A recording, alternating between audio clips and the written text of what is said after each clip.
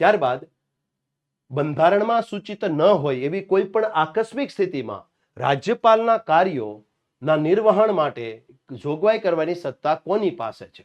મિત્રો અહીંયા સ્પષ્ટ કીધું કે એવી કોઈ પરિસ્થિતિ આવી જાય કે જેની જોગવાઈ ભારતના બંધારણમાં નથી, આવી આકસ્મિક પરિસ્થિતિમાં રાજ્યપાલના કાર્યોના નિર્વહન માટે, મિત્રો ખાસ નોંધો કે ભાઈ રાજ્યપાલ નું પદ ખાલી પડે આકસ્મિક પરિસ્થિતિમાં, તો ત્યારે રાજ્યપાલના કાર્યો કોણ બજાવશે અને એ જોગવાઈ કરવાની સત્તા કોને છે?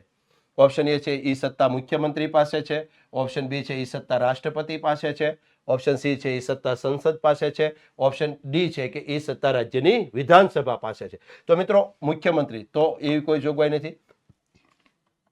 ઓપ્શન બી રાષ્ટ્રપતિ.